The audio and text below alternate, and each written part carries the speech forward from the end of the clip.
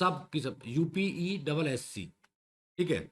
अब आगे बढ़ते हैं इसमें कि ये उपयोगकर्ता पुस्तिका जो है अभ्यर्थी पंजीकरण, यहाँ से शुरुआत होती है। ये सारी जितनी भी रिक्रूटमेंट होंगी, आपको आपको वन टाइम रजिस्ट्रेशन जो है, OTR जो है, वो आप एक बार करेंगे। आप फिर इस आयोग के संबंधित जितनी भी भर्तियां हैं, चाहे आप बेसिक की हैं, चाहे वो माध्यमिक की हैं, चाहे वो उच्च माध्यमिक की हैं, उच्चतर की हैं, सॉरी, किसी की भी जो आप भर्तियां देखने वाले हैं, आपका वन टाइम केवल यहाँ पर रजिस्ट्रेशन होगा। वो फिर आप माध्यमिक में TGT भी भरना चाहेंगे, PGT भी भरना चाहेंगे, तो वही आपका वैलिड हो जाता है। ऑटोमेटिक उस पर डाटा पूरा सेव हो जाएगा। केवल आपका वो OTR जो है, आपका प्रीवियस जो रजिस्ट्रेशन ID है, वही आपकी रहेगी और उससे आप आगे फॉर्म भर पाएंगे। यानी इन शॉर्ट में यदि ये कहूँ कि पूरा डाटा आपका सेव हो जाएगा, वो कभी भी इन फ्यूचर आप यूज कर सकते हैं।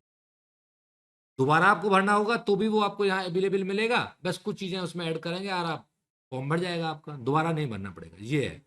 चलिए हम इसको आगे बढ़ाएंगे कि प्रोसेस है क्या इसकी। तो सबसे पहले तो पहला स्टेप है कि जो मैंने आपको ये भेजा भी था लिंक, कि परीक्षा पोर्टल तक पहुंचना। यानी कि आरंभ में ही हम लोग uptet.upessc.org पर पहुंच जाएंगे। और यहाँ जब हमें ये पोर्टल मिलेगा, ये आपका इसमें दो पार्ट होंगे, न्यू कैंडिडेट और ऑथेंटिकेटेड लॉगिन। जो न्यू कैंडिडेट है, हम लोग ज़्यादातर लोग, यस मैम रिकॉर्डिंग है, हम ज़्यादातर लोग क्या होंगे, ज़्यादातर लोग हम फर्स्ट टाइम दे रहे हैं इस परीक्षा को। और ये ज़्यादातर ये आयोग भी जो क्या है, फर्स्ट टाइम ही ज़्यादातर काम कर रहा है। अभी इस पर इनिशियली भर्तियां शुरू हुई हैं, इसके दोबारा होनी, उससे पहले बेसिक में और उससे अलग अलग होती थी। माध्यमिक शिक्षा आयोग जो था वही आपको यूपी परीक्षा कंडक्ट कराता था। तो यहाँ पर यानी कि ऑलमोस्ट सभी लोग क्या करेंगे, OTR यानी कि न्यू रजिस्ट्रेशन करेंगे, न्यू कैंडिडेट आएंगे। और यदि कर चुके हैं तो उनके लिए आप ऑथेंटिकेटेड लॉगिन होगा। तो शुरुआत हमारी न्यू रजिस्ट्रेशन के साथ ही होने वाली है। यानी दो विकल्प आ गए हमारे। पहला नया अभ्यर्थी यानी न्यू कैंडिडेट, जैसे हम और आप लोग सब हैं, तो पहली बार पंजीकरण करने वाले आवेदकों के लिए। और दूसरा ये क्या है, ऑथेंटिकेटेड लॉगिन जो था उन आवेदकों के लिए जो पहले से पंजीकृत हैं और अपना आवेदन जारी रखना चाहते हैं। यानी आपने यदि एक बार रजिस्ट्रेशन कर लिया, कारणवश से नहीं जा पाई थी, मुझे न्यू कैंडिडेट पे ही जाना पड़ेगा। आपने फॉर्म भरा था 2 साल पहले, यस सर। तो तब ये आपने OTR किया था, वन टाइम रजिस्ट्रेशन नहीं होता था ना, तो आपको करना पड़ेगा ये तो ये आपको नया ही करना पड़ेगा। Okay sir, thank you. हाँ, फर्स्ट टाइम OTR आया, यस अभी यस, तक यूपी नहीं था नहीं आया। नहीं था। हाँ मैं कह रहा हूँ ना, ये आयोग अभी शुरुआत हुई है इसकी, 2023 में तो ये बनाई है। इसने बस एक दो भर्तियां शायद कराई हों, वरना ज़्यादा नहीं कराई हैं। इसमें ऐसी खींचातानी चलती रही है, अब जा करके काम शुरू किया है इसने। 2-3 साल ऐसे ही निकल गए। TGT को 4 साल हो गए, 3 साल जो उसका परीक्षा नहीं हो पाई अभी तक।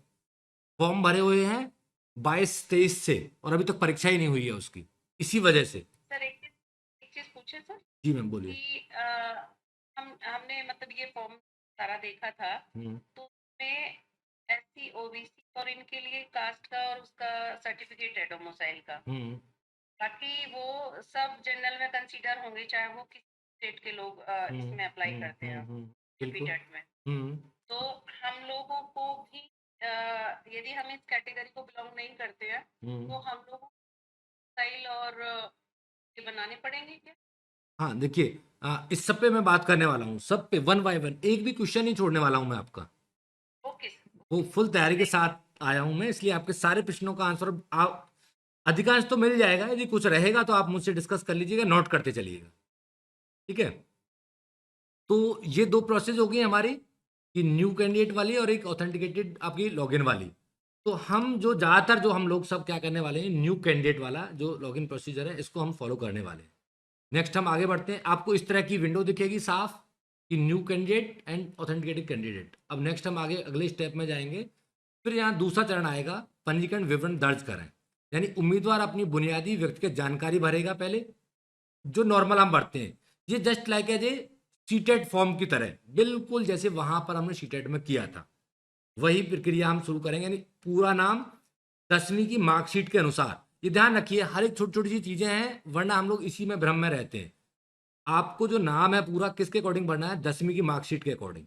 उसी के अकॉर्डिंग आप भरें। यदि कोई करेक्शंस हैं किसी के तो वो नोट करते रहे अपने क्वेश्चन, जो भी क्वेश्चन हैं उन पे हम लोग सब लास्ट में डिस्कस कर लेंगे, ठीक है। तो 10वीं की मार्कशीट के अनुसार ये अपना नाम भरेंगे, पिता का नाम, माता का नाम, जन्म तिथि और जो भी आपका जेंडर है, ये सब आपके 10वीं के अकॉर्डिंग जो है मार्कशीट है उसके अकॉर्डिंग आपका भरा जाएगा सर्टिफिकेट जो आपका। फिर जो भी जानकारी है पहचान संबंधित वो भी आपको यहाँ पर सत्यापन करना होगा। जैसे एग्जाम आप फॉर्म में देखें, नेम एज पर 10th, फिर री enter full name, father name, री एंटर मदर नेम, री एंटर, बिल्कुल ऐसे ही जैसे वहां पर हो रहा था। कहीं ना कहीं आपको ध्यान होगा सीटेट के फॉर्म में दो दो जगह भरवाता था। क्लियर है ये सब चीजें, बिल्कुल एज इट इज यहां पर कंफर्म करा रहा है, डबल डबल पर्सनल डिटेल्स को वेरीफाई कर रहा है सेम। अब जैसे उसने एक एग्जाम्पल भी दे दिया भर के कि वनी माधव, यहाँ भी आपकी colonel Singh and so on, जो भी है बिल्कुल एज इट इज आपकी दोनों चीजें यहाँ पर इस तरह से आपकी पर्सनल डिटेल्स हैं नॉर्मल। जहाँ कोई ज़्यादा कुछ खास नहीं है, जहाँ जरूरत होंगी चीज़ें वहाँ पर हम लोग डिस्कस करने वाले हैं। अब आगे बढ़ते हैं। अब वो अभ्यर्थियों को सत्यापन हेतु एक वैध प्रमाण पत्र का चयन कराने के लिए कहेगा, जो बिल्कुल आपने फॉर्म वहां भी भरा था, सीटेट में भी एक आपने आधार आइडेंटिटी के रूप में दिया था या किसी ने पैन कार्ड दिया था या कुछ भी, जो भी विकल्प वहां उपलब्ध थे। तो यहाँ पे जैसे आधार कार्ड है, ड्राइविंग लाइसेंस है या पैन कार्ड है, उसको लेंगे ड्रॉप डाउन से, आप यहाँ से आप सेलेक्ट करेंगे, यहाँ से पूरा वो खुल जाएगा। यानी आधार कार्ड वेरीफाई वाया ओटीपी या pan card verify via OTP या आपका कोई भी और ड्राइविंग लाइसेंस या जो भी डॉक्यूमेंट्स हैं इसमें वो भी वाया ओटीपी आपको वेरीफाई करना है। जैसे आप इसको करेंगे, सेलेक्ट करेंगे आइडेंटिटी प्रूफ आधार कार्ड, ज़्यादातर तो सभी लोग आधार कार्ड करने वाले हैं, तो आप आधार कार्ड करेंगे तो यहाँ पर आपको आधार कार्ड का पूरा नंबर आपको मांग लेगा 12 डिजिट। यहाँ पर इसने एक प्रक्रिया बढ़ा दी है, ये जो प्रक्रिया है ये शायद सीटेट वाले में नहीं थी, इसमें ये दे दी है इन्होंने, जहाँ पर लाइव फोटो आइडेंटिटी वेरिफिकेशन है। आपका यहाँ पर फोटो लेगा और उसके साथ वो आगे बढ़ेगा। ये सब चीज़ें क्यों हो रही हैं? क्योंकि कई कई लोग ना बार बार फॉर्म भरते हैं, डमी फॉर्म हो जाते हैं, बहुत ज़्यादा संख्या उनकी। तो इस तरह से पूरी डिटेल्स वो एक बार यदि आपको फेस रीड कर रहा है, प्लीज़ माइक ऑफ रखिए, तो वो बार बार जो वो प्रॉब्लम्स नहीं आएंगी उन्हें। तो यहाँ पर आप अपना कैमरा जैसे ऑन रख करके आप फोटो लेंगे, आपका वो फोटो जो जब लेगा तो उस फोटो को भी आपको ध्यान रखना है। प्लीज़ आप कैमरा ऑफ कर दें, जिसका भी कैमरा है, सॉरी वो माइक जिसका भी चला हुआ है खुला है तो वो म्यूट कर दें उसे। तो यहाँ पर जब वो लाइव फोटो आइडेंटिटी वेरिफिकेशन कर रहा है तो आपको जब फोटो लेना है तो आपको फोटो के जो एक तो आपको लेफ्ट साइड में मूव करके, राइट साइड में मूव करके और सामने स्माइली फेस के साथ, जब आपकी तीनों पोस्चर्स जब आपको वो कैच करेगा तब वो आपका कंप्लीट उसको वेरीफाई करेगा। माइक बंद कर दें प्लीज। ये आधार वेरीफाई आपका सेम, आप यदि आप दूसरा भरेंगे कॉन्टेक्ट एंड आइडेंटिटी में क्या मैडम का माइक खुला हुआ है? चलो। हाँ मैं कह रहा हूँ बार बार, हाँ मैं दोबारा बताऊंगा अभी, आप बस माइक बंद कराइए, बस सब अभी डिस्कस ही कर रहे हैं। तो चलिए आगे बढ़ते हैं। सेम बिल्कुल दूसरी आइडेंटिटी, यदि आप ड्राइविंग लाइसेंस भरेंगे तो उसमें भी ड्राइविंग लाइसेंस का नंबर, ये आइडेंटिटी कोई सी भी एक इनमें से आपको भरनी है, पैन कार्ड, ड्राइविंग या आपका आधार कार्ड, जो भी ड्रॉप डाउन मेन्यू में आएगा, शायद 3 या 4 जो भी आएंगे उनमें से कोई एक सेलेक्ट करके उसको वेरीफाई करना होगा। अब देखिए हम आते हैं इस पर भी, फोटो को मैंने बताया, फिर से और भी डीप डिस्कशन है इसमें। फोटो को आप कैसे लेंगे ये भी बहुत क्लियर है, इसमें दिखाएगा भी आपको, पिक्चर के साथ भी अभी दिखाने वाले हैं सब चीज़। तो जब आप आधार कार्ड भर रहे हैं इसमें पूरा चयन आधार कार्ड का आपने किया तो आपको वो चीज़ वहाँ हम डिस्कस कर चुके हैं, 12 नंबर का आधार नंबर देंगे, वेरीफाई वाया आधार ओटीपी। जहाँ भी प्रॉब्लम आएगी उसको भी ध्यान रखना है आपको, उसका हम सॉल्यूशन कैसे करेंगे। तो सत्यापन हेतु आधार से लिंक मोबाइल नंबर पर ओटीपी भेजा जाएगा, ओटीपी आप वहाँ डालेंगे और आप उसको वेरीफाई कर देंगे। यदि वो वेरीफाई हो गया देन ओके, नो इशू। लेकिन कभी कभी क्या होगा, वहां पर वो मिस मैच दिखाएगा उसको, तो हम लोग इतना पैनिक हो जाते हैं, हम लोग सोचने लगते हैं अब क्या होगा, इसने तो मिस मैच कर दिया, अब कैसे होगा, मेरा तो डाटा मैच नहीं हो रहा है। तो घबराना कुछ नहीं है इसमें। अभ्यर्थियों को पुनः सत्यापन करना होगा और दर्ज किए गए नाम के आधार विवरण से मिलान कर सही करना होगा। यदि फिर भी नहीं होता है उन्हें रिवैलिडेट करिए, अथवा क्या करना है, मैं यदि फिर भी नहीं होता है तो यहाँ पर एक जो डायलॉग बॉक्स टाइप में बना होगा वहां पर घोषणा पत्र होगा, उसको आप चेक बॉक्स को टिक करते हुए आगे बढ़ेंगे या पुष्टि करते हुए घोषणा पत्र पर हस्ताक्षर करके आगे बढ़ सकते हैं। प्रदान की गई जानकारी सही है। जैसे कि अभी यहाँ आप देखिए इस तरह का आपको मिलने वाला है। आधार कार्ड आपने भरा यहाँ पर, लेकिन इसने क्या करा, mismatch, full name does not match identity records, mismatch, father name does not match identity record. ऐसा हो सकता है पॉसिबली हो जाए ऐसा, तो आप इसके लिए जब नॉट आए, वो मिसमैच आए, तो आप घबराएं नहीं, उसको आपको क्या करना है, ये जो नीचे चेकबॉक्स दिया हुआ है इसको आप टिक करेंगे, I have declare to proceed with the field information institute of the ID details, और आप इसको रिवैलिडेट करेंगे तो ये क्या हो जाएगा आपका कंफर्म, यहां से आगे बढ़ जाएंगे, आप कंफर्म कर देंगे इसके दोबारा। आप घबराना नहीं है कि ये ऐसा हो गया तो आप क्या करेंगे। फोटो को भी ऐसे आपको लाइव फोटो आएगा, उसको आपको वेरीफाई करेगा। यहाँ पे फोटो को और भी बताने वाले हैं हम अभी आगे। ऐसे ही आपका मोबाइल नंबर को भी कंफर्म करेगा और आपकी मेल आईडी को भी। ये सब चीजें कंफर्म होनी है। आपकी आइडेंटिटी कंफर्म हो गई, आपका मोबाइल नंबर कंफर्म हो गया, वेरीफाई हो जाएगा, कंफर्म हो जाएगा, और ये आपका ईमेल आईडी हो जाएगी और प्लस आइडेंटिटी वेरीफाई हो जाएगी, फोटो आपका। जी मैम बोलिए।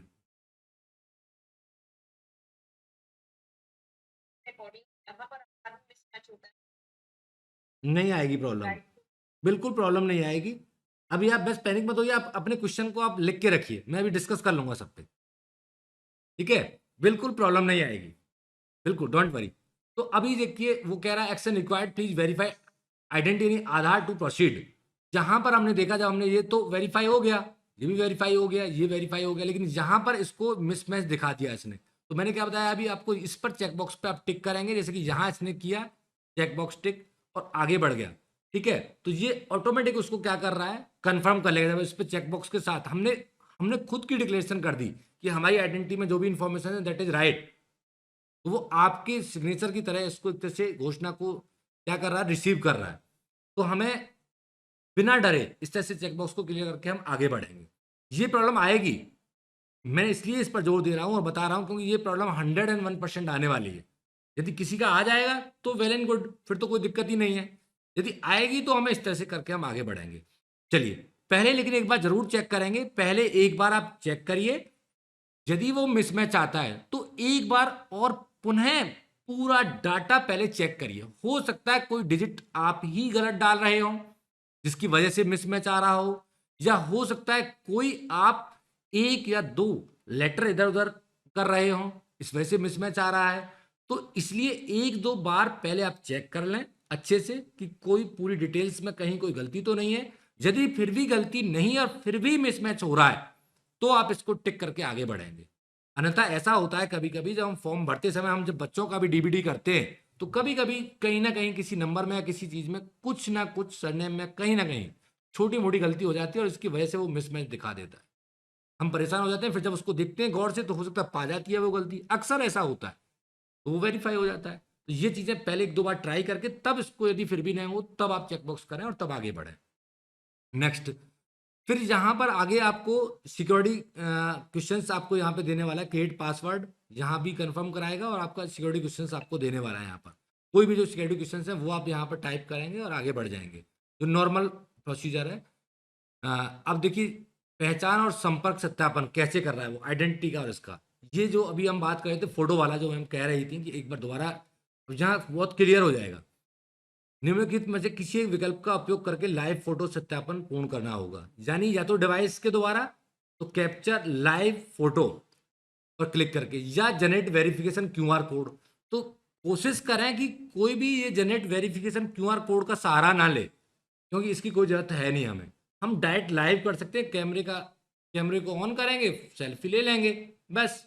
इसकी कोशिश रेयरली करें, यदि जरूरत हो तो, अन्यथा इसकी कोशिश ही ना करें, इससे हमारा काम हो जाएगा लाइव से, ठीक है।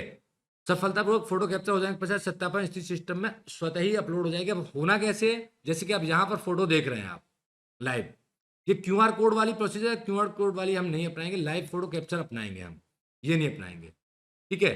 क्यूआर कोड में ऐसा कोड आएगा, फिर उसको स्कैन करेंगे, फिर कैमरा पे ऑटोमेटिक वो सेल्फी मोड पे चला जाएगा, फिर वहां से फोटो खींचेगा, तो वो काम नहीं करना है। ऐसे फोटो आपका आएगा ठीक है, जब वो liveness verified now capture your photo, जब वहां पर आपको मैसेज दे दे तो आप कैप्चर कर देंगे, ग्रीन उसमें आपको प्रॉपर मैसेज जब वहां देता है।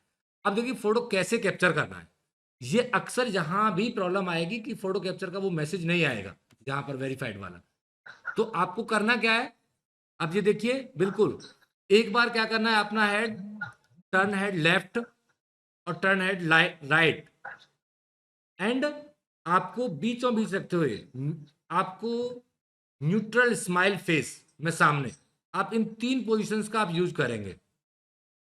जब वो क्या कर रहा होगा, देखो ये जब आप लेफ्ट किया तो ये वाला आप जैसे येलो लाइन देख रहे हैं इसको ओके कर दिया, उसने कैप्चर कर लिया लेफ्ट साइड आपकी। फिर ये मिडिल यानी कि जो हेड आपका राइट पोजीशन है इसको कैप्चर कर लिया, और थर्ड आपका स्माइल जो है फेस, जो न्यूट्रल आपका स्माइल फेस है इसको कैप्चर कर लिया। तो तीनों चीजें वो कैप्चर कर लेगा, देन ये आपको यहां पर मैसेज देगा कि liveness verified now capture your photo.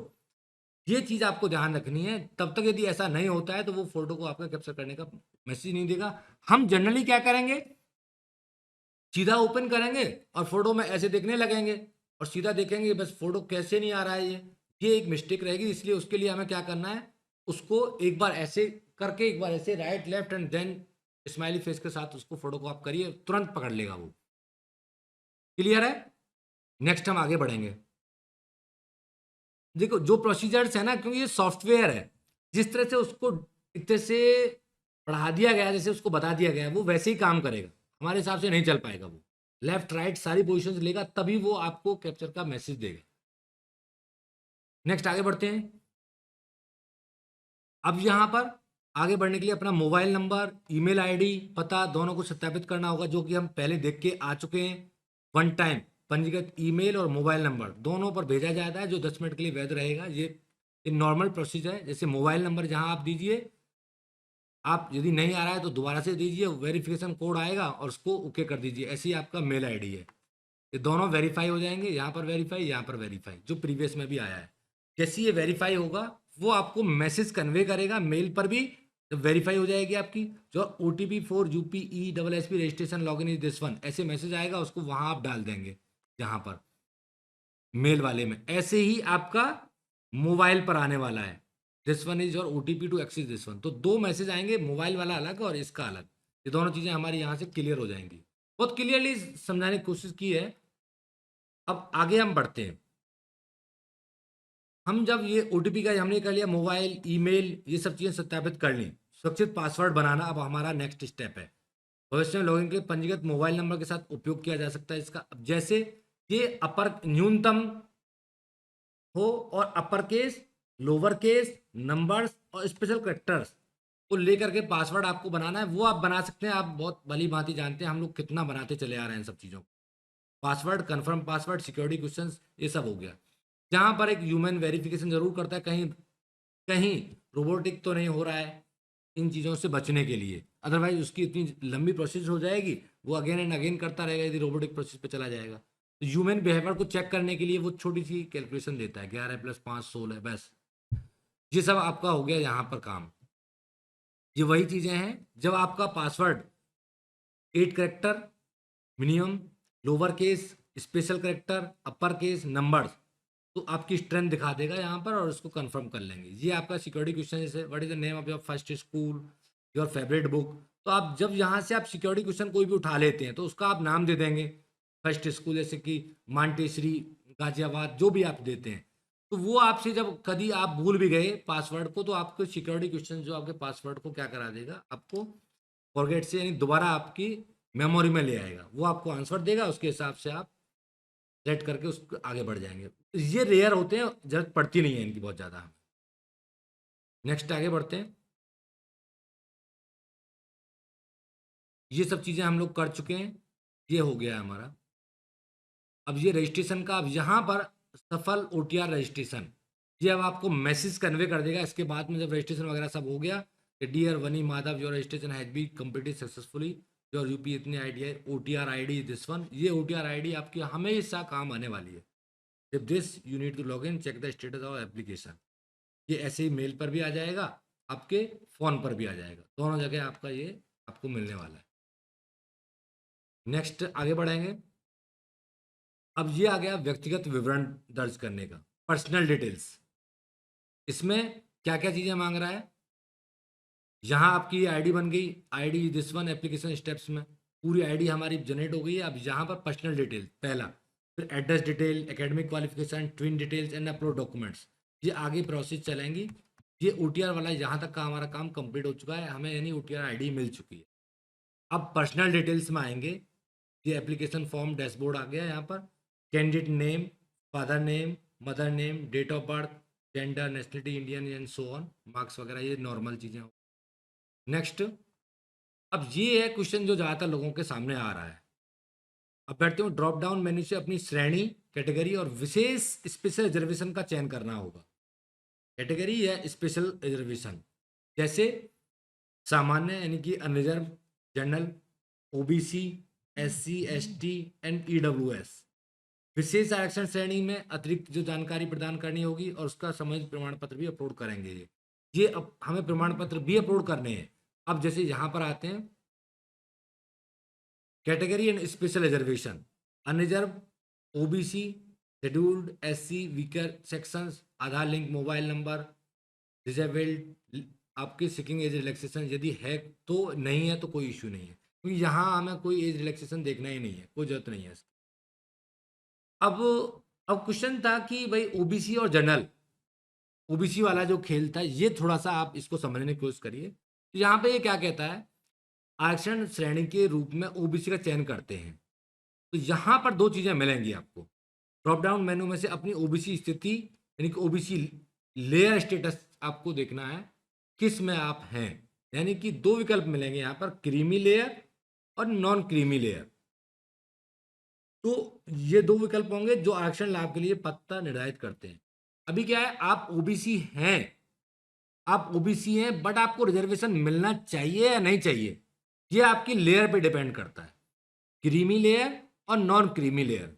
बस ये डिफरेंसेस हैं। 8 लाख रुपए से कम की आय यदि है आपकी और आप मतलब एकेडमिकली या किसी भी तरह से आप वीक हैं सोशल इकोनॉमिकली और 8 लाख से कम आय है तो आप नॉन क्रीमी लेयर में आ जाएंगे। यदि आपकी 8 लाख से ज़्यादा आय है और आप एजुकेटेड हैं, सोशली इम्प्रूव्ड है आपका स्टेटस, सब चीज़ें, तो आप क्रीमी लेयर में आ जाएंगे। दो में से एक आपको चयन करना है। तो यहाँ पर आप हैं OBC में ही, बट जब क्रीमी लेयर में यदि आप आ जाएंगे तो आपको OBC का रिजर्वेशन का 27% का जो कोटा है वो आपको नहीं मिलेगा। जब आप नॉन क्रीमी लेयर में रहेंगे तो आपको 27% का जो कोटा है वो मिलेगा। आप OBC हैं बट रिजर्वेशन नहीं ले सकते आप यदि आप क्रीमी लेयर में हैं। यदि OBC हैं और नॉन क्रीमी लेयर में हैं तो आप सोशल इकोनॉमिक आधार पर 27% का कोटा जो है उसके लिए दावेदारी आप कर सकते हैं, वो आपको मिलेगा। ये दो चीजें तो ये क्लियर हो जाती हैं। अब यहां पर देखना है कि हम कहाँ हैं, हम लोग कहाँ हैं।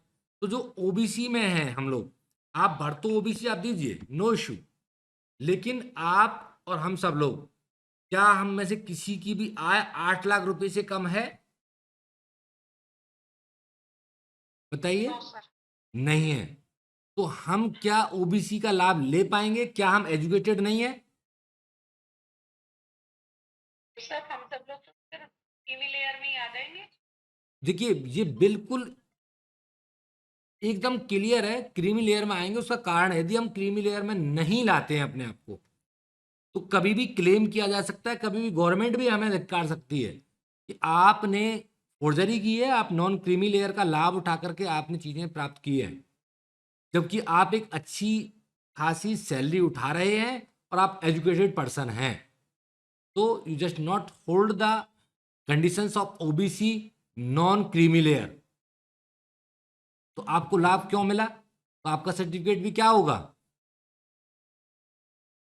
रिजेक्ट हो जाएगा यदि कोई क्लेम कर देता है इस चीज को। तो क्योंकि बहुत साफ मेंशन है उनका, आप OBC हैं बट क्रीमी लेयर, OBC हैं लेकिन हम सब किस में हैं? क्रीमी लेयर कंडीशन में है। 8 लाख रुपए से कम आय होगी क्या हमारी किसी की भी? मुझे नहीं लगता। जो जो जो नए हैं उनकी भी नहीं होगी। सर ठीक है। एक क्वेश्चन हम्म पूछूं? पूछिए। सर जैसे ये कि हम्म हम लोग पुराने हैं हम्म तो ये पुराने टाइम की सारे तो है कि भी हाई रिलैक्सेशन वाली नहीं नहीं रही। हम्म ये पूछना था कि क्या करें। देखो, यदि आज की स्थिति को देख के हम लोग बढ़ते हैं, यदि एट प्रेजेंट स्थिति को देख के बढ़ते हैं, तो हम ओबीसी क्रीमी लेयर बढ़ सकते हैं, बस नॉन क्रीमी लेयर नहीं बढ़ सकते हैं। अब यदि कंसीडर उस कंडीशन को करती है गवर्नमेंट हमारी को, प्रीवियस को, तो हम नॉन क्रीमी लेयर की कंडीशन में होते हैं, लेकिन आज की स्थिति में हम नहीं हैं। इसलिए मैं तो यही कहूँगा कि कोशिश करें लोग ओबीसी क्रीमी लेयर की कंडीशन को ही फॉलो करें, नॉन क्रीमी लेयर को ना करें। क्योंकि यदि हम ऐसा करते हैं तो हम आज की डेट में परीक्षा दे रहे हैं,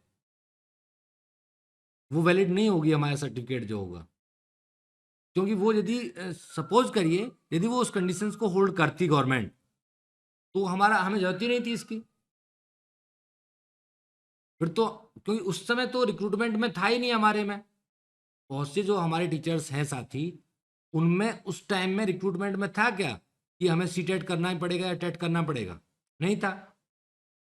तो वो कंडीशंस मैं जैसे समझता हूँ, क्योंकि आपको एजुकेटेड माना गया है, आपको सोच क्या सर फिर क्या फर्क पड़ता है हम करें चाहे वो भी करें।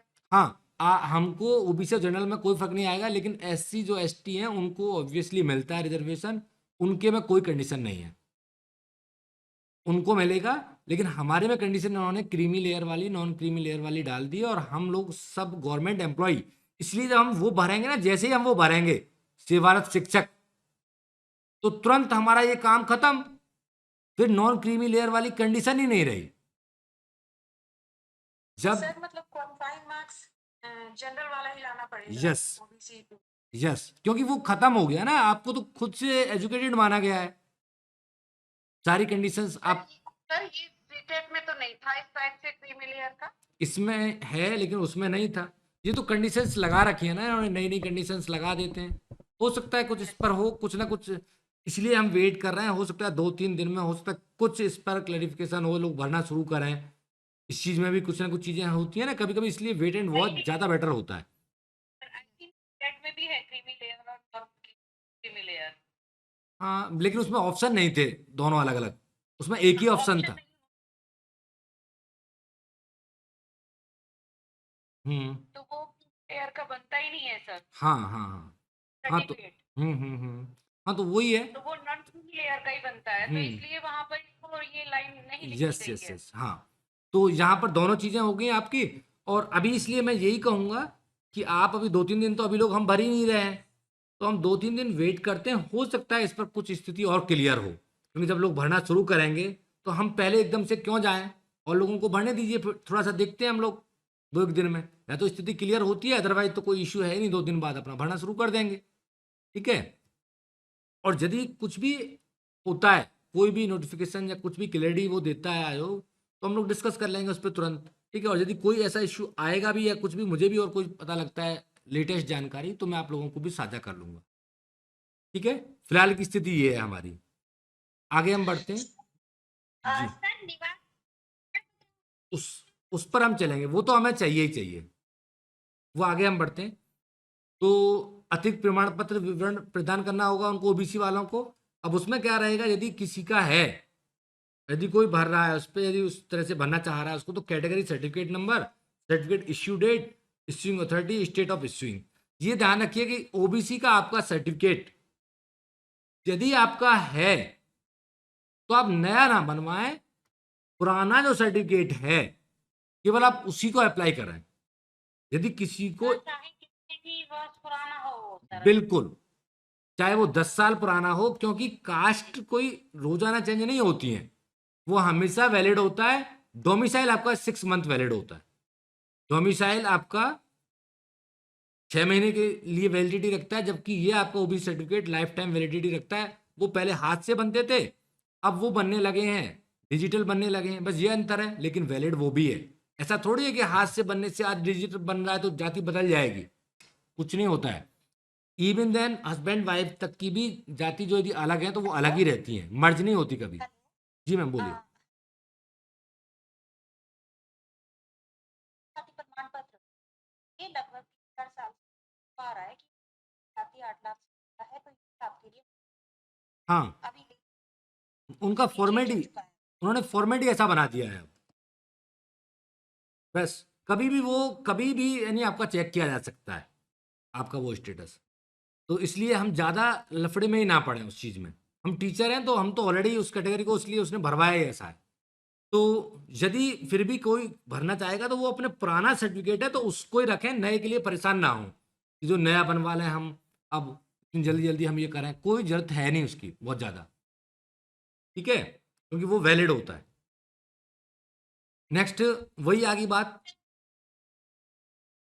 क्या मैम?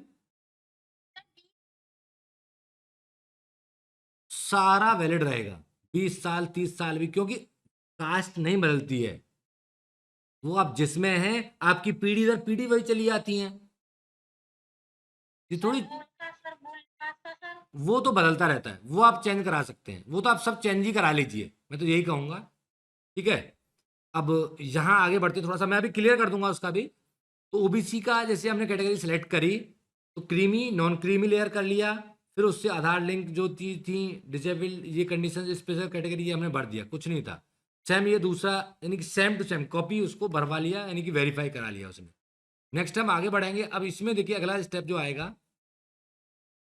ईडब्ल्यूएस का, तो ईडब्ल्यूएस भी नहीं है हमारे पास, तो हम तो ये भूल जाएं। तो जो नए बच्चे हैं ना, ये तो सबके लिए जनरल बनाया गया है फॉर्म, कि जो नए बच्चे भी हैं जो पढ़ रहे हैं उनके लिए भी, बीटीसी डीएलएड सबके लिए, तो वो ईडब्ल्यूएस में भरेंगे लोग। तो हम लोगों का तो ईडब्ल्यूएस वाला तो सेक्शन ही नहीं है, ठीक है, तो हम लोग इसमें तो नहीं भरेंगे।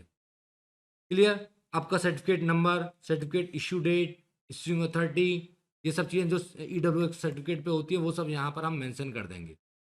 इकोनॉमिकली वीकर सेक्शन, क्या इसमें हम लोग होंगे? बिल्कुल भी नहीं है। नेक्स्ट, ये जो था आपका SC ST में, इसमें कुछ भी नहीं था, कोई कंडीशन नहीं थी इसमें। जो category certificate number, certificate issue date, issuing authority कौन थी, कॉन्टैक्ट टेलीफोन नंबर, ये आप बस इसमें सीधा सीधा भरेंगे। इसमें कोई भी ऐसा विकल्प नहीं है कि क्रीमी लेयर या नॉन क्रीमी लेयर, इसमें आपको रिजर्वेशन मिलता ही मिलता है, आप किसी भी कंडीशन में। नेक्स्ट, दिव्यांग की स्थिति है, वहां भी आपको रिजर्वेशन मिलता है। ड्रॉप डाउन मेन्यू से यस और नो चुन करके, यानी कि फिजिकल हैंडीकैप्ड हैं तो आपको 5% की जो छूट का वो है ईडब्ल्यूएस को या SC को या नॉन क्रीमी लेयर को वो मिलना है, इनको भी मिलेगा। उनके में भी कोई ऐसी कंडीशंस नहीं है कि कंडीशंस हैं 40% डिसेबिलिटी एटलीस्ट हो, 40% कम से कम विकलांगता हो, ये आपका दिव्यांगता प्रतिशत जो है उसमें मेंशन होती है। वो चीज़ें यहाँ पर हम लोग भर देंगे यदि कोई भी हमारे साथी ऐसा है तो। नेक्स्ट, विशेष आरक्षण, ये भी है यहाँ पर, कुछ लोग इससे भी संबंधित हो सकते हैं यदि लागू है। विशेष आरक्षण श्रेणी यानी कि नन या तो होगी या स्वतंत्र संग्राम सेनानी होगी, स्वतंत्र सेनानी आश्रित, भूतपूर्व सैनिक, ये जो एक्स सर्विसमैन एक्सेट्रा, ये जो स्थितियाँ हैं यदि किसी के पास हैं तो वो बनाए, यदि नहीं है तो कोई इसमें छोड़ दें, नन डाल दें बस। सर एक बात पूछना चाहता हूँ। हाँ बताइए सर। इसमें हैंडीकैप्ड वाले में क्या नया कराना पड़ेगा, पुराना ही चलेगा? नहीं, आपके पास पुराना है तो वो पुराना चल जाएगा। कब, कितने टाइम पुराना है? उसमें सीटेट वाले में 2016 था। हाँ, इसमें तो ऐसा नहीं है। इसमें ऐसा कुछ मेंशन नहीं है, इसमें केवल आपके पास सर्टिफिकेट आपको बस होना चाहिए, इसमें कोई मेंशन नहीं है। इन्होंने देखिए साफ लिखा है कि यदि आप यस चुन रहे हैं तो अतिरिक्त फील्ड दिखाई देंगे जिसमें उम्मीदवार को दिव्यांगता से संबंधित विवरण भरना होगा बस केवल, और उसकी जो दिव्यांगता का जो प्रतिशत है वो 40% होता है, जो इसके नोटिफिकेशन में क्लियर होता है। इस नोटिफिकेशन जो है इसका दिव्यांगता वाली जो एलिजिबिलिटी है उसमें दे भी रखा है वो 40% दिव्यांगता। बस ये आपका दिव्यांगता प्रतिशत उस पर मेंशन हो और उसका प्रमाण पत्र संख्या वो आप यहाँ पर आप डाल देंगे। स्पेशल आप मान लीजिए जनरल में ही है और आप फिजिकल, हाँ फिजिकल हैंडीकैप्ड में है तो आपको लाभ मिलेगा उसका 5% का। ये है। आगे बढ़ते हैं। ये हमारा हो गया। अब नेक्स्ट सेक्शन पे हम आते हैं। हाँ, ये हो गया स्पेशल कैटेगरी आपका SC ST एक्स सर्विसमैन। इससे आगे आते हैं। हाँ, अब आगे एड्रेस की तरफ। तो एड्रेस नॉर्मल है, ये तो सब लोग वही अपने हिसाब से जो भी आपका एड्रेस है, परमानेंट एड्रेस, कॉरस्पॉन्डेंस एड्रेस, या तो सेम है तो आप चेकबॉक्स यहाँ पर आएगा सेम एज परमानेंट, आप इसको टिक करेंगे तो ये ऑटोमेटिक उठा लेगा पूरा एड्रेस यहाँ पर, परमानेंट और कॉरस्पॉन्डेंट एड्रेस। और यदि परमानेंट किसी का कुछ और है और कॉरस्पॉन्डेंस कुछ और है तो वो आप अलग अलग भर देंगे। बस ये ऑप्शन है आपके पास। यदि सेम है तो सेम एज परमानेंट कर देंगे, तो वो ये ऑप्शन और ये दोनों को एडिजिटली भर देगा एक भरने के बाद दोनों। सर इसमें ऐसा तो नहीं है कि आधार में जो एड्रेस है वही मेंशन करना है? नहीं, कोई भी देखो, एक तो आपका जो एड्रेस है यानी कि एड्रेस प्रूफ आपका कोई भी होगा रेजिडेंस का जो है, तो वो आप अकॉर्डिंग टू आधार या तो भरेंगे कोई एक परमानेंट एड्रेस आप, और कोई आप कॉरस्पॉन्डेंस एड्रेस आप कुछ भी भर सकते हैं। एक एड्रेस तो आपका परमानेंट होगा ना, जो आपका एज ए आइडेंटिटी के साथ में आपका आएगा, ठीक है, जो आपके निवास को भी कहीं ना कहीं मेंशन करेगा, उसी के अकॉर्डिंग तो आपका निवास प्रमाण पत्र बनेगा, ठीक है। सर हम्म और हम्म तो ये मैंने कंफर्म। हाँ, तो है तो यूपी में ही ना। नहीं सर, दिल्ली का आधार बना हुआ है और रह रहे हैं। यूपी में आप रह रहे हैं, तो आप यदि डोमिसाइल बनवाएंगे तो फिर किस आधार पे बनवाएंगे आप? डोमिसाइल तो हमारा अपना घर है या यूपी में, रघुनाथपुर विलेज में। अच्छा, तो वहाँ का कुछ आपका राशन कार्ड वगैरह कुछ ना कुछ तो होगा ना जिसके आधार पे वो। राशन कार्ड है हाँ, फादर तो इन लॉ के उन्हीं नाम से। उन्हीं के हिसाब पे फिर आपका मूल निवास बन जाएगा। आप उसको चाहें तो आधार कार्ड में चेंज करा लेना कभी, अदरवाइज तो आप अपना आधार। सर मूल निवास प्रमाण पत्र तो मेरा जो मैंने पीटी किया था 24 ईयर्स पहले, हम्म वो है उसमें, और 6 आप, मंथ बोल रहे हैं ना? हाँ, आपको रिन्यू कराना पड़ेगा वो, ठीक है। अच्छा हाँ, सर, तो उसके बिना नहीं हो पाएगा? नहीं, अब यदि आप कर भी देंगे, यदि कोई कभी क्वेश्चन उठा दे तो ये हम नहीं चाहते वो क्वेश्चन मार्क आप लोग छोड़िए, क्योंकि इसकी वैलिडिटी 6 मंथ होती है। मूल निवास, मैम इसमें तो आईडी भी है ना? हाँ, वो मांगते ही हैं कि आपको कोई भी 2 ID मांगेंगे, या तो आपका राशन कार्ड, इलेक्ट्रिसिटी बिल, या कुछ भी कोई भी 2 चीजें आपसे सर मांगेंगे। राशन कार्ड तो एक उसके बाद सबके खत्म कर दिए गए ना? हाँ, तो आप इलेक्ट्रिसिटी बिल होगा या कोई और ID होगी आपकी, ड्राइविंग सर वगैरह या और कुछ भी। आईडी है, और आईडी है सर। हाँ, तो बस आप उन 2 का यूज करते हुए आप जहाँ का वो बनवा लीजिए मूल निवास, और फिर उसके साथ आप भर दीजिए। और नहीं, एक बार भी चलिए नहीं। आगे बढ़ते हैं। अब प्लीज, अब आप थोड़ी देर के लिए माइक बंद कर दें, आगे बढ़ते हैं हम लोग। आप अपना नोट कर लीजिए और क्वेश्चंस।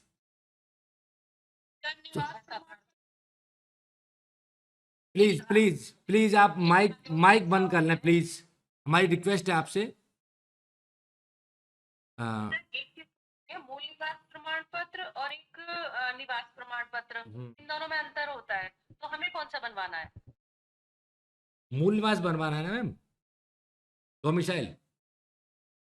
लेकिन ये जो बनाते हैं ये निवास प्रमाण पत्र बनाते हैं, मूल निवास प्रमाण पत्र नहीं बनाते हैं। मूल ही बनाते वही हैं। वही है, मूल ही बनाते हैं,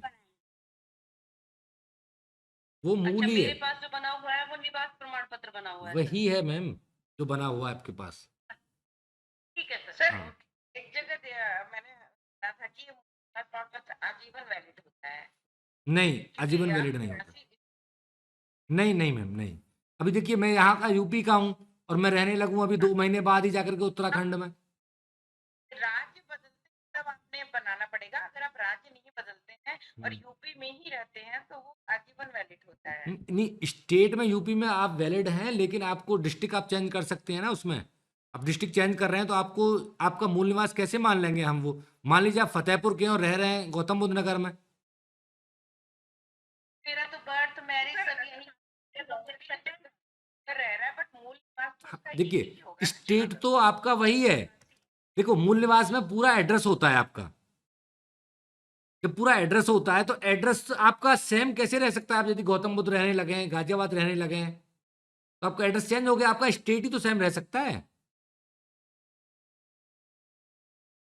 मतलब हमें बनाना ही पड़ेगा जहाँ पर हम रह रहे हैं, हमारा स्थायी पता चाहे जो हम जहाँ पे देखो रह रहे हैं वो मेरा एड्रेस हमें सेम मुझे जो रखना पूरा आइडिया है, मुझे जितनी जानकारी है, मैं आपको बहुत बताता हूँ साफ, कि 6 मंथ की इसकी वैलिडिटी रहती है। आप क्योंकि जनरली क्या है, व्यक्ति सर्विस से, वैसे काम से, कामगारी की वजह से अपने स्थान को बदलता रहता है।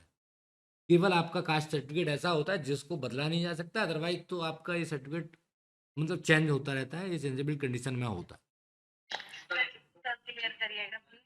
क्या मैम बताइए। कि जो हमारे ये मूल निवास प्रमाण पत्र जितने भी एवरी कैंडिडेट हैं वो सभी लोग भरेंगे, या जो बाहर के हैं वो लोग भरेंगे? नहीं देखिए, ये एवरी एवरी कैंडिडेट के लिए कंपलसरी क्या मूल निवास हाँ प्रमाण हाँ मैं बताता हूँ वही। देखिए, जब आप यदि यूपी के आप तभी माने जाएंगे, या आपको कोई भी लाभ तभी मिलेगा जब आप यूपी का डोमिसाइल दे रहे होंगे। यदि आप डोमिसाइल नहीं लगाएंगे,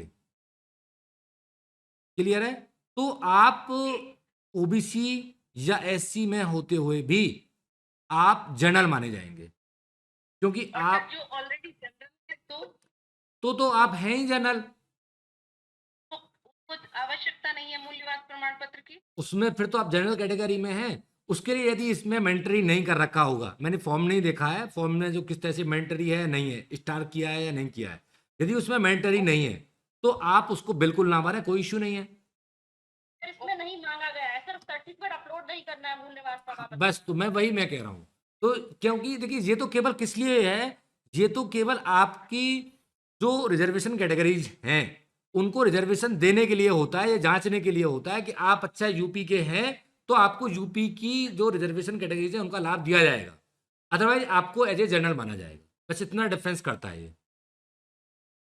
ठीक है। हाँ जी मैम बोलिए। हम लोग शहर से ट्रांसफर होके आए थे, प्रमाण पत्र आता है तो आपका तो रहने दीजिए फिर इसको। तो वो आएगा। हाँ, वो आपका चेंज ही नहीं हुआ ना कुछ भी। देखो वैसे तो 6 महीने का होता है, आप चाहें तो बनवा लें, अदरवाइज आप जब चेंज नहीं है उसमें एड्रेस में आपके में, तो कोई बड़ा इश्यू नहीं है उसमें। बताइए। रिन्यू तो हो जाएगा, वो ये 3 से 5 दिन तक में वैसे हो जाता है। ये तो लेके पटवारी बैठ जाते हैं, या कोई वो आपके जो अधिकारी होते हैं वो बैठ जाते हैं, अदरवाइज आप यदि करें तो आप ऑनलाइन भी खुद भी कर लेते हैं इसमें। अब ऐसा नहीं है, आप खुद भी एप्लीकेशन कर सकते हैं ऑनलाइन। ठीक है। सर मैंने नेट पे सर्च किया था तो उसमें लिखा था कि मूल निवास पत्र की जो वैधता होती है वो आजीवन होती है, लेकिन जो कुछ होते हैं उनके नीचे लिखा रहता है कि ये 6 महीने के लिए मान्य है, उसके नीचे नोट रहता है ये बात। ये मुझे सर निवास सर बताइए। निवास प्रमाण पत्र में दो तरह के होते हैं, एक सामान्य निवास होता है, एक मूल निवास होता है। जब अभी हमारा एसआईआर का काम चल रहा था और उसमें जो डिस्क्रिपेंसी आ रही थी तो उसमें ये कह रहे थे कि जिसका मूल निवास है वो तो मान्य होगा, पर जो सामान्य निवास वाला प्रमाण पत्र है वो मान्य नहीं होगा।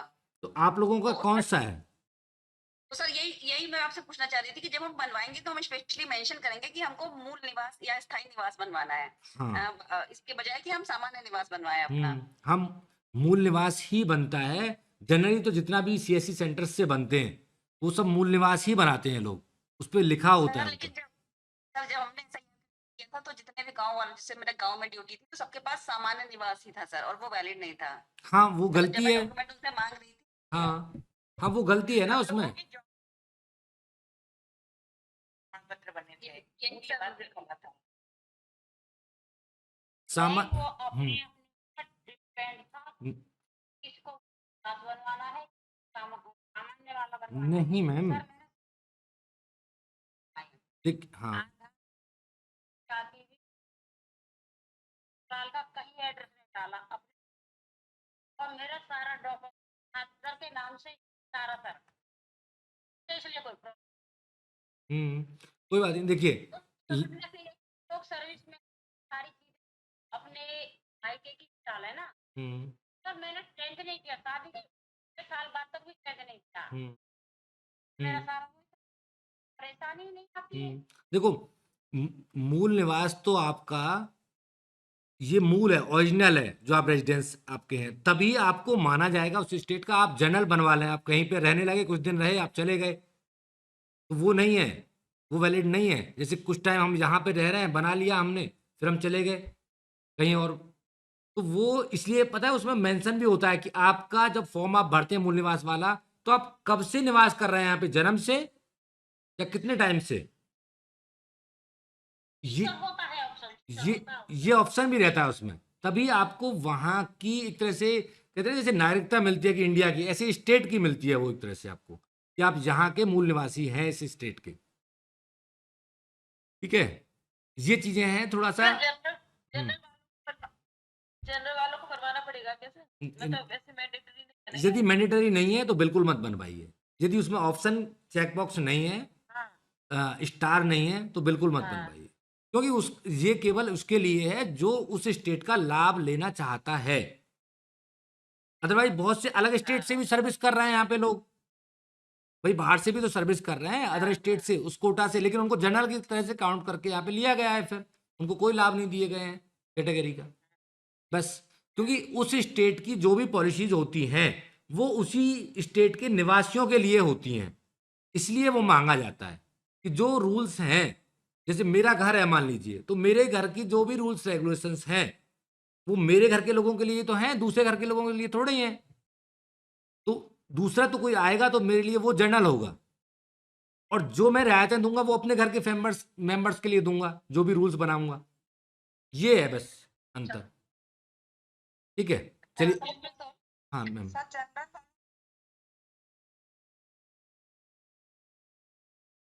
अभी तक तो मैम है नहीं, और मैं थोड़ा सा अभी आगे थोड़ा बढ़ेंगे तो हो सकता है क्लियर हो जाए चीजें, थोड़ा आगे बढ़ने दीजिए।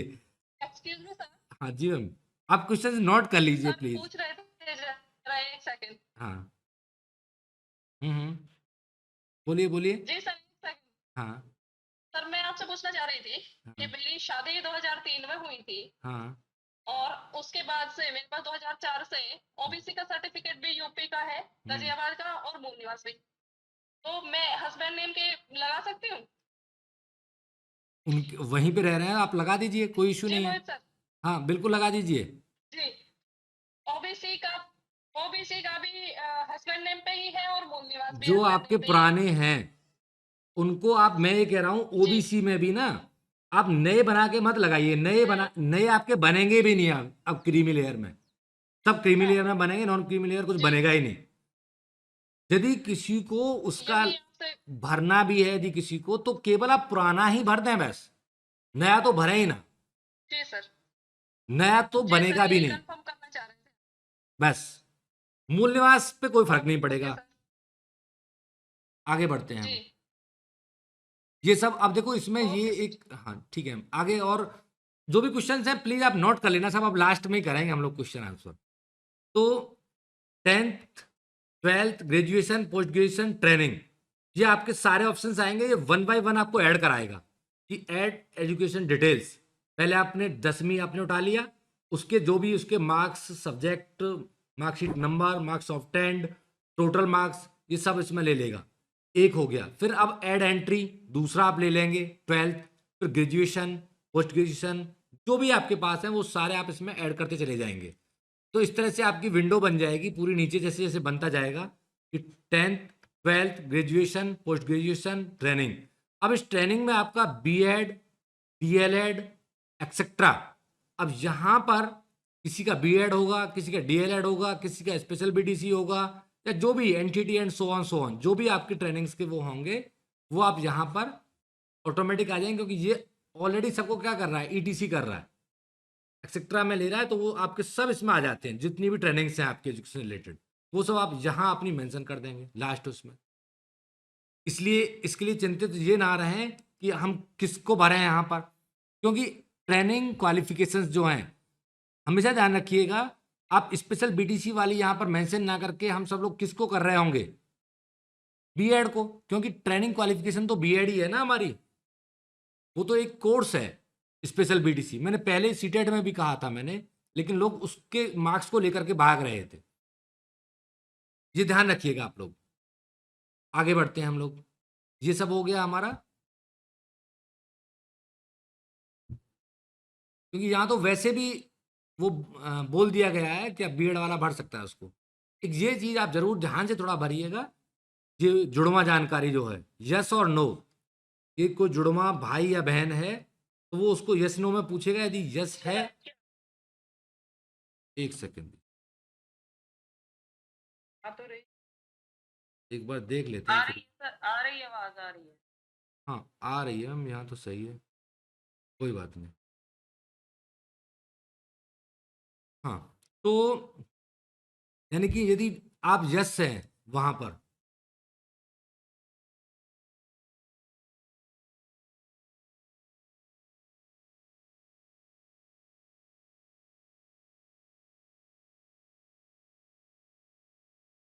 यस से यदि आप चुनते हैं तो आपको अपने भाई या बहन जो हैं उनको आपको आधार प्रमाण पत्र या वोटर आईडी एक्सेट्रा आपको देना पड़ेगा। वैसे बहुत कम चांसेस हैं ऐसे कि जो मिलेंगे लोग, लेकिन ये क्यों मांगते हैं, ट्रेंस इन्फॉर्मेशन क्यों ले रहे होते हैं, क्योंकि डेमोग्राफिक डिटेल्स के लिए, क्योंकि ट्रेंस जो होते हैं, हमने डिस्कस भी किया था इस पे, वो ऑलमोस्ट जो आपके फ्रेटर्नल ट्विंस होते हैं वो एज इट इज होते हैं, चेहरे मोहरे सब तरह से, जो सेम जाइगोट के मतलब ब्रेक होने से बनते हैं, वो बिल्कुल एजिटेज होते हैं।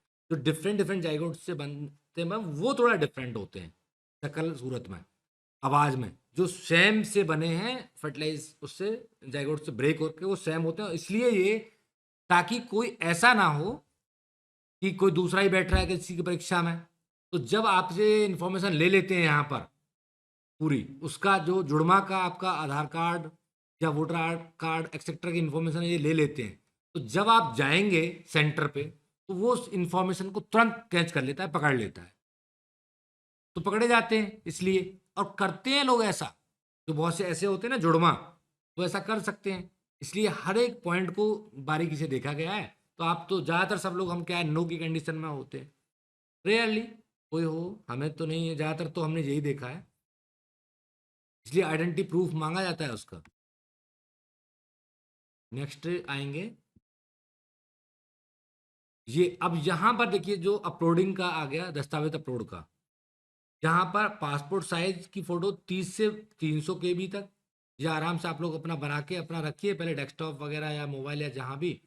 हस्ताक्षर 10 to 200 KB, और दस्तावेज और घोषणा जो है 50 से 500 KB की, ये घोषणा भी है, ये इसको भी देखिए। तो आपका जब आप अपलोड कर देंगे फोटो अपना यहाँ पर सेलेक्ट एंड अपलोड, तो नीचे फोटो वो दिखा देगा आपका इस तरह से, वो फोटो जैसे अपलोड होगा तो यहाँ uploaded successfully and view files, यहाँ आप देख सकते हैं। ऐसे ही यहाँ पर आ जाएगा आपका सिग्नेचर वाला, ये सेक्शन जो नॉर्मल सब में आता है सेम इसमें है। अगला सेक्शन आते हैं, अब PDF फॉर्मेट में मान्य फोटो पहचान पत्र अपलोड करने हैं। यहाँ पर जैसे सबसे पहले ड्रॉप डाउन से आईडी सेलेक्ट कर ली, और जैसे वोटर आईडी, पैन कार्ड, जो वहाँ पर हमने सबसे शुरुआत में हमने देखा था पहचान प्रमाण पत्र के रूप में हमने माना पैन कार्ड किया था या आधार कार्ड किया था, तो जो भी था उसकी जो PDF है या बैंक पासबुक जो भी हमने सेलेक्ट करी है, तो आईडी प्रकार चुनने के बाद उम्मीदवार को आईडी नंबर दर्ज करना होगा और संबंधित दस्तावेज अपलोड करना है। ये चीज़ें यहाँ पर अपलोडिंग में आ गई।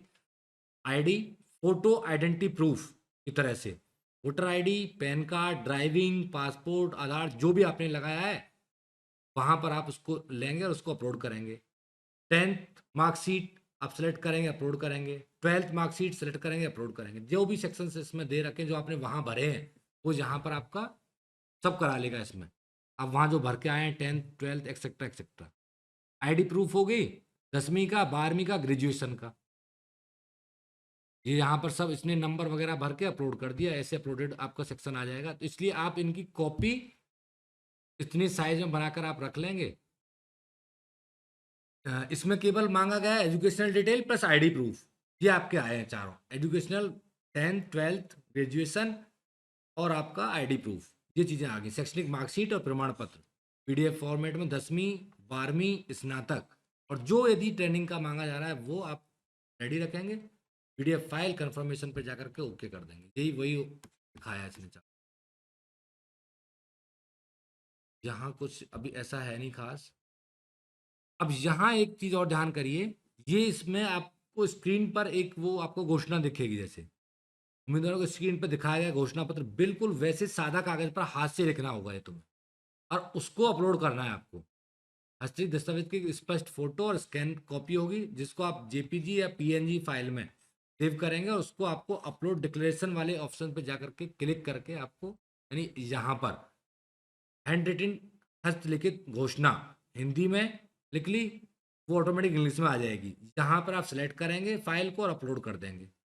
ये काम भी आपको जहाँ पर आपका अपलोड हो गया, यदि चेंज करना है, यदि सही नहीं लिखा गया है तो वो आप दोबारा से उसको चेंज करके फिर अपलोड कर देंगे। तो एक में किसी में आप लिख लेंगे, दूसरे में वो ऑटोमेटिक ले लेगा उसको। ये आपको बिल्कुल हाथ से लिख करके अपलोड करनी है, काम काफ़ी है इसमें। नेक्स्ट आगे बढ़ेंगे।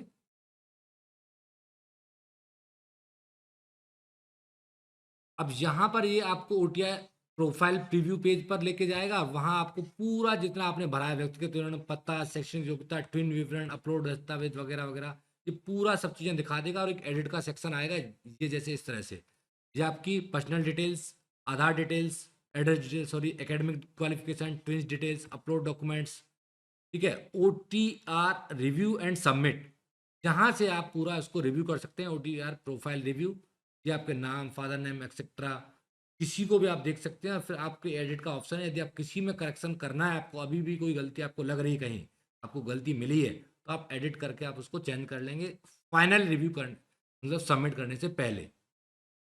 ये लास्ट अपॉर्चुनिटी होती है, उसके बाद फाइनल सबमिट पे नहीं आपको कुछ भी होगा। फिर तो आपका करेक्शन विंडो खुलेगी तो ही आप कर पाएंगे, अदरवाइज नहीं कर पाएंगे।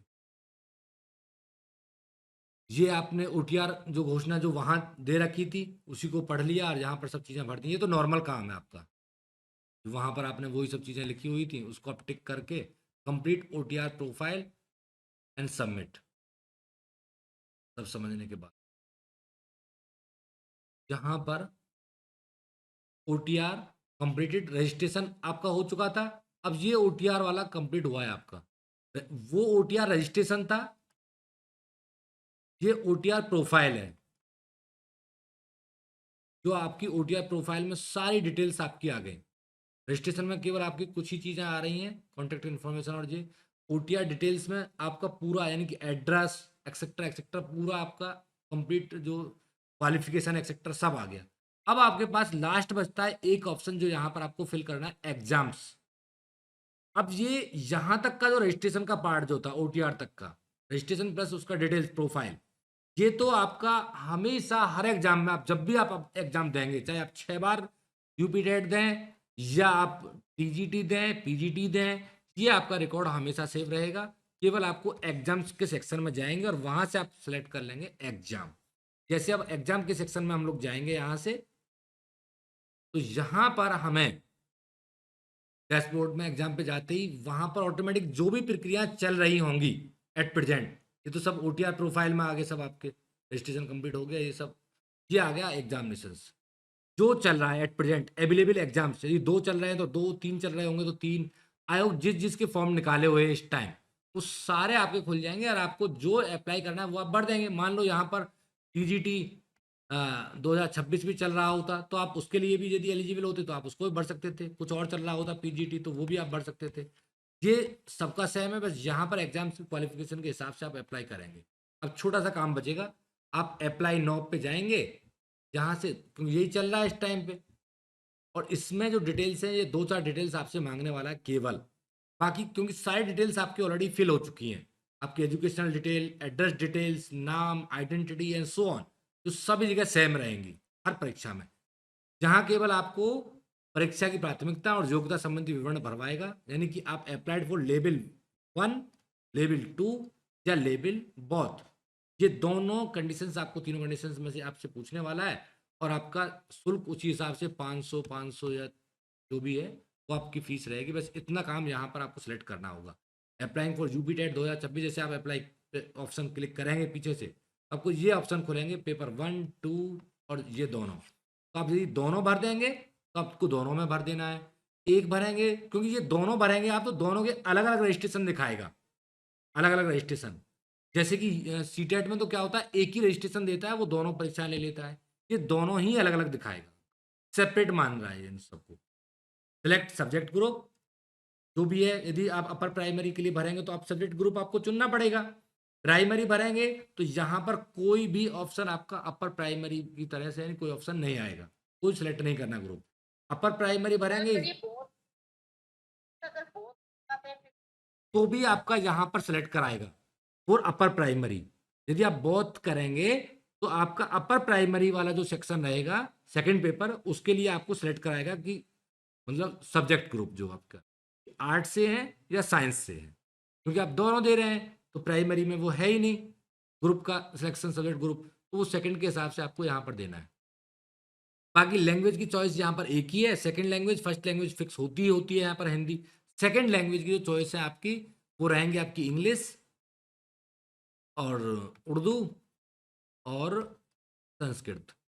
ये इनमें से कोई सी एक यहाँ से ड्रॉप डाउन मेन्यू से आप उठा लेंगे, बस ये आपका काम यहाँ पर सेव एंड नेक्स्ट। यहाँ के बाद प्रक्रिया आपकी ऑलमोस्ट डन हो जाती है। ये आपने सब भर लिया, सेव एंड नेक्स्ट बहुत पेपर जैसे भर के। अब यहाँ पर आपसे देखिए, जैसे आप बहुत करेंगे तो वहाँ दिखाएगा भी वो जनरल के लिए 2000 रुपये, SC/ST 1000 रुपये, दिव्यांग 600 रुपये, साफ मेंशन करेगा जैसे आप यहाँ भरेंगे। ये आप देख लीजिए फीस को साथ साथ, ठीक है। अब ग्रुप आपने भर ही दिया। अब ये यहाँ पर एक ऑप्शन इन्होंने वो डाल दिया, are you a practicing government teacher, yes. अब जैसे आप यस भरेंगे, यहाँ थोड़ा सा आप गौर करिए, जहाँ आप जैसे आप यस भरेंगे तो यहाँ पर आपके प्रैक्टिसिंग गवर्नमेंट टीचर यस करते ही ये आपको डिटेल मांगेगा आपकी कि आप बेसिक एजुकेशन है, टाइप सेलेक्ट टाइप किस उसमें है, आप ऑर्गेनाइजेशन है, स्कूल क्या है आपका, डेट ऑफ ज्वाइनिंग क्या है, डेट ऑफ रिटायरमेंट क्या है, और मानव संपदा कोड क्या है आपका। यदि आप गवर्नमेंट टीचर हैं तो ये आपकी इन्फॉर्मेशन तुरंत आपसे मांग लेगा। उसके साथ ही आपकी सैलरी स्लिप यहाँ पर लेगा, जो आपको ये वेरीफाई करेगी कि हाँ आप गवर्नमेंट के टीचर हैं। फिर आपको, यदि आप गवर्नमेंट टीचर हैं तो फिर आपको अदर डिटेल्स की कहीं भी कोई जरूरत नहीं बचती, क्योंकि आप ऑलरेडी वो सारी कंडीशंस फुलफिल कर देते हैं। तो ये भरने के बाद यहाँ पर जैसे आप भर रहे हैं, ये योग्यताएं आ गई उसकी, क्लास 1 to 5, 6 to 8 जो भी आप भरेंगे तो उसकी जो योग्यताएं हैं वो आप चुनेंगे पेपर के अकॉर्डिंग। वहाँ पर आएंगे यानी 50% एंड सो ऑन, 50% एंड इतना 45% प्लस ये ऐसी कंडीशन। जैसे यहाँ पर आप देखेंगे प्राइमरी 1 to 5 एसेंशियल क्वालिफिकेशंस योग्यता चुनेंगे आप, स्नातक परीक्षा उत्तीर्ण राष्ट्रीय अध्यापक परिषद 50% के साथ में ये, 45% के साथ में ये, जो भी आपकी कंडीशंस आएंगी उसके अकॉर्डिंग आप यहाँ पर चुन करके भर देंगे। सेम आप 1 to 5 और दोनों में इस तरह का आप भरेंगे यहाँ पर, ठीक है। हाँ बिल्कुल बिल्कुल पूछिए हम। सर अगर की सैलरी आधी आ रही हो तो वो फिर के लिए भी फार्म में कोई प्रॉब्लम तो कोई ना प्रॉब्लम आएगी? नहीं है, आधी नहीं तिहाई भी आ रही हो ना तो भी प्रॉब्लम नहीं है। वो केवल तो सर सैलरी जैसे स्लिप से कोई संबंध है उनका कि हाँ आप गवर्नमेंट में टीचर हैं, उससे कोई मतलब नहीं जी होगा, सर। बस सर इतना होना। ऐसे भी क्वेश्चन और है सर, हम्म, ऐसे ही हम जब फार्म फिल कर रहे हैं जब स्कूल कुछ और है, जब एग्जाम दे रहे हैं जब स्कूल कुछ दूसरा है सर, हम्म। तो उस कंडीशन में सर कोई कोई रिजल्ट कोई में फर्क नहीं, प्रभाव तो नहीं कुछ पड़ेगा? कुछ फर्क नहीं पड़ना है। जो आप प्रेजेंट जी की सर। स्थिति में है आप वो भरिए, उसका कोई मैटर नहीं है। वो उनका केवल एक उद्देश्य है कि हाँ आप गवर्नमेंट टीचर हैं, बस इतना जांचना है, और कोई उद्देश्य नहीं है उनका। बस वो मानव संपदा मेन है उनका। सर कि डोमिसाइल का बहुत चल रहा है कि डोमिसाइल लगाना है नहीं लगाना है, सर प्लीज बता दीजिए क्योंकि मैंने थोड़ा लेट ज्वाइन किया है, क्लास में बता अभी दिया अभी और चल रहे हैं मैं मैम, सारे अभी क्वेश्चंस वो ले लेंगे हम लोग। तो अब हम लोग कहाँ यहाँ पे आ चुके हैं, जो अपियरिंग वाले हैं अब वो भी सब भर सकते हैं। तो ऐसे ही क्वालिफिकेशन 6 to 8 की भी जो भी हमारी परीक्षा की है कि स्नातक प्लस आपका बीएड स्नातक प्लस आपका स्नातक 50% के साथ स्नातक होनी चाहिए, बीएड होना चाहिए। ये तो सबको अपनी अपनी क्वालिफिकेशन, मुझे उम्मीद है सबको पता होगा कि हमें कौन सा भरना है इसमें। यदि फिर भी कोई डाउट है तो आप पर्सनली आप ग्रुप पर भेज सकते हैं, आप पूछ सकते हैं, कोई इश्यू नहीं है इसमें, ठीक है। ये expected date of graduation, university, marks of 10 and total percentage etcetera, ये आप, ये तो नॉर्मल रिक्वायरमेंट्स हैं। जो आपसे पूछेगा ग्रेजुएशन कब करी आपने, या आप अपियरिंग हैं तो आपकी कंडीशंस हैं। जैसे अपियरिंग वाली यदि आप भरेंगे तो आपसे ये पूछ लेगा कब आपका फाइनल होने वाला है ग्रेजुएशन, फाइनल है ही तो फिर आपसे पूछेगा ही नहीं एक्सपेक्टेड डेट ऑफ ग्रेजुएशन, तो उसमें कोई ऑप्शन नहीं आएगा, सीधा आपका मैक्सिमम पूछ सकता है कि मतलब पास्ट डेट क्या है आपकी, कब आपने क्वालिफाई किया है उसको, बस वो ऑप्शन डिपेंड करेगा कि वो क्या हम भर रहे हैं वहाँ पर। नेक्स्ट, हाँ, अब ये वो ऑप्शन आ गया परीक्षा प्राथमिकता भरने के बाद आवश्यक दस्तावेज अपलोड का, यानी प्रैक्टिसिंग गवर्नमेंट टीचर्स के लिए यस चुना है तो नवीनतम वेतन पर्ची सैलरी स्लिप अपलोड करेंगे हम लोग। क्वालिफिकेशन स्टेटस में पास चुन गया, हमने चुन लिया है तो अंतिम स्नातक अंक पत्र मार्कशीट अपलोड कर देंगे हम अपनी, जो लास्ट वाली, और अपियरिंग है तो वो तो वहाँ पर आ ही चुकी है। तो यहाँ पर हमारा काम है कि सैलरी स्लिप अपनी latest, latest salary slip as proof of employment, केवल as a proof of employment है ये कि आप हैं सर्विस में, ये आपको भरना है। जहाँ पर क्वालिफिकेशंस हैं आपकी एनसीटी, ये जो भी है आपका, ये और कुछ नहीं है यहाँ पे, ये वही है अपलोड करने के वाला, तो ये आपकी क्लियर होगी, तो ये सबके पास होगी, मुझे तो लग रहा है सैलरी स्लिप तो सबके पास होगी। लास्ट इसी मंथ की जो आएगी इसी को भर दीजिए, कोई सी भी एक भर दो, केवल एम्प्लॉयमेंट प्रूफ है वो आपका।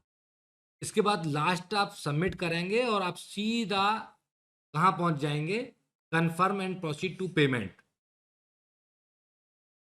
ये सब आपको जैसे आप सबमिट करेंगे तो आपको दो यदि पेपर आपने भरे होंगे तो यहाँ पर जैसे OTR ID आ रही है एक, वहां पर आपकी क्या आ जाएंगी, दो paper 1 application number, paper 2 application number, दोनों अलग अलग आएंगे। यदि आपने दो भरेंगे, बहुत भरेंगे तो दोनों अलग अलग नंबर देगा वो, पेपर 1 का अलग, पेपर 2 का अलग। एक भरेंगे तो एक दे देगा, कोई सा भी जो आप भरेंगे। और बेस्ट चेकबॉक्स आप क्लियर करेंगे, I agree to above declaration और confirm and proceed to payment, ये आप काम कर देंगे। बाकी सब चीज़ें ये वहाँ से इसने उठा ली हैं, पुरानी जो चीज़ें हैं आपके सारे रिकॉर्ड्स पीछे से ले लेगा। ये आपका नेक्स्ट, बस अब आपको फीस के जो हैं आपके दो गेटवे इन्होंने दे रखे हैं, SBI के द्वारा या ICICI के द्वारा। तो आप SBI चुन लें, ICICI चुन लें, कोई भी एक गेटवे चुनेंगे आप, उसके जो ऑप्शंस हैं, जैसे ICICI चुन लिया तो उसमें भी ऑप्शंस आपको दे रखे हैं, नेट बैंकिंग चला उसका आप यूज कर लें, डेबिट कार्ड यूज कर लें, क्रेडिट कार्ड यूज कर लें, UPI कर, बस ये आपका पूरा कंप्लीट फॉर्म हो जाएगा। उसके बाद आप एप्लीकेशन कंप्लीट के बाद पेड आपको दिखा देगा फीस का जो है, और ये आपका पूरा फॉर्म यहाँ पर जो माई एप्लीकेंट में यूपीटेट बहुत पेमेंट को पेड दिखा करके बस आप प्रिंट पे ऑप्शन पे जाएंगे और प्रिंट कर लेंगे, ये पूरा फॉर्म आपका बन करके तैयार आ गया। ये आपको बस केवल इतना काम आपका है, ये सब मेल पे भी आ जाएगा। ये चीज़ें आई थिंक ख़त्म हो गया बस। अब ये यदि आप दोबारा कोई, सपोज करिए आपने आधा फॉर्म भरा या रह गया कुछ पार्ट आपका, तो जो आपका रजिस्ट्रेशन ID बनेगा शुरुआत में, उससे आप दोबारा आप लॉगिन करेंगे, फिर से वहीं से आप जो जहाँ पर रिज्यूम हुआ होगा, जहाँ से आप रुक गया है वहाँ से आप कंटिन्यू कर देंगे उसको। बस ये तो उसके लिए बता रखा है इसने। बाकी आपका संशोधन के लिए जब वो टाइम देगा तो तभी आप संशोधन कर पाएंगे, और केवल किस में कर पाएंगे आप, OTR सेक्शन में, OTR प्रोफाइल में। उसके बाद के सेक्शन जो हैं उनमें हम नहीं कर पाएंगे। OTR सेक्शन में, OTR प्रोफाइल में जितनी भी चीज़ें आ चुकी हैं, ये आप ध्यान रखिए, उसमें आपका एड्रेस भी आ गया है, आपका नाम आ गया, आइडेंटिटी आ गई है, सब चीज़ें आ जाती हैं OTR प्रोफाइल मोस्टली। बस लास्ट में तो वही तो बच रहा था एग्जाम्स, तो एग्जाम्स में UPTET का जो केवल आपका पेपर का जो सिलेक्शन था वो केवल बचता है, बाकी सब कुछ आ चुका होता है, उस सब में हम करेक्शंस कर सकते हैं। ये है बस आपका पूरा फॉर्म का आपका कंप्लीट हो गया है। अब यदि अब आप लोग बताइए कि क्या आपके डाउट्स हैं, अब इस पे हम लोग डिस्कस करें। सर मेरा क्वेश्चन तो ये है कि 10th की में नाम मेरा अलग है और अब आधार में और जॉब में नाम अलग है। अब सर मुझे पता है, में भी आई थी मेरे साथ में